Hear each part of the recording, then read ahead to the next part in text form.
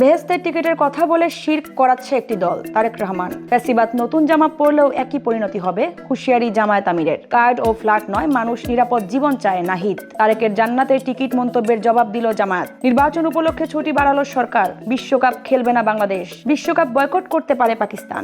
বেহেশতের টিকিটের কথা বলে শিরক করাচ্ছে একটি দল, এমন মন্তব্য করলেন তারেক রহমান। তিনি বলেন, দোজক ও বেহেশত সহ সবকিছুর মালিক একমাত্র আল্লাহ। এগুলো দেওয়ার ক্ষমতা কোনো ব্যক্তি বা দলের নেই। ভোটের বিনিময়ে জান্নাতের প্রতিশ্রুতি দেয়া ধর্মীয় বিশ্বাসের অবমাননা এবং সরাসরি শিরকের শামিল। বিএনপির চেয়ারম্যান বলেন, যাদের ভূমিকার কারণে দেশের লক্ষ লক্ষ ভাইরা শহীদ হয়েছে, তাদেরকে বাংলাদেশের মানুষ ইতোমধ্যেই দেখেই নিয়েছে। তিনি মিথ্যা ও হটকারিতার বিরুদ্ধে ঐক্যবদ্ধ থাকার আহ্বান জানান এবং মানুষের অধিকার প্রতিষ্ঠার উপর গুরুত্ব আরোপ করেন। নতুন জামা পরে ফ্যাসিবাদ আসলে 5ই আগস্টের মতো একই পরিণতি হবে। নির্বাচনী সমাবেশে এমন হুঁশিয়ারি দিলেন জামায়াতের আমির। তিনি বলেন, নতুন ভোট ডাকাত দেখতে চাই না। ন্যায় বিচার নিশ্চিতকারীদের সহযোগিতা করতে আহ্বান জানান।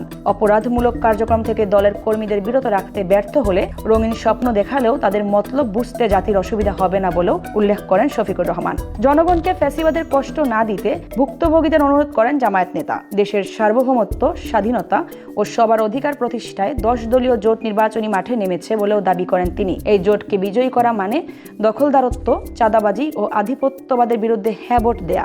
তিনি নাহিদ ইসলামের হাতে শাপলাকলি ও দাড়িপাল্লার সমন্বিত পাল্লাকলি প্রতীক তুলে দেন। মানুষ কার্ড ও ফ্ল্যাট চায় না, নিরাপদ জীবন চায়।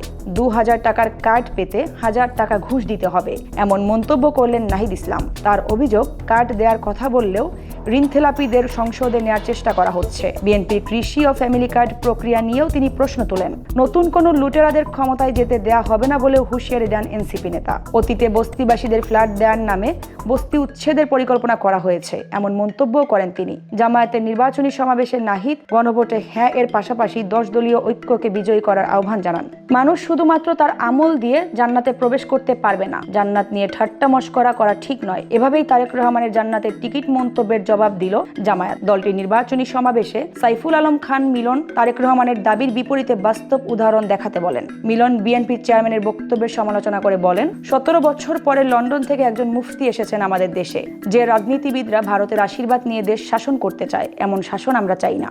নির্বাচন উপলক্ষে ছুটি বাড়ালো সরকার। পূর্ব ঘোষিত 12ই ফেব্রুয়ারি ছুটির সাথে নতুন করে 11ই ফেব্রুয়ারি সাধারণ ছুটি ঘোষণা করা হয়েছে। শিল্পাঞ্চলের শ্রমিকদের 10ই ফেব্রুয়ারিও সাধারণ ছুটি থাকবে। নির্বাচন ও সাপ্তাহিক ছুটি মিলে দেশ টানা 4 দিনের ছুটির আওতায় আসছে। ভোটারদের নির্বিঘ্নে যাতায়াত ও নিরাপত্তা নিশ্চিত করতেই এই সিদ্ধান্ত নিয়েছে উপদেষ্টা পরিষদ। ভারতে টি-20 বিশ্বকাপ খেলবে না বাংলাদেশ।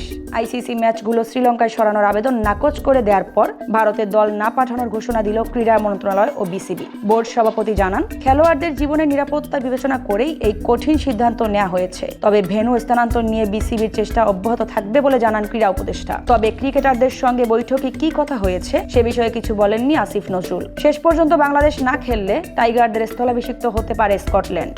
বাংলাদেশ না খেললে বিশ্বকাপ বয়কট করতে পারে পাকিস্তান, এমন খবরও জিও নিউজের। আইসিসির ভোটাভুটিতে বাংলাদেশের পাশে ছিল শুধু পাকিস্তান। তবে বাংলাদেশ ইস্যুতে পাকিস্তান বিশ্বকাপ বয়কট করতে পারে, এমন খবর খারিজ করেছে পিসিবির ঘনিষ্ঠ সূত্র। বাংলাদেশ না খেললে সুযোগ পাবে স্কটল্যান্ড।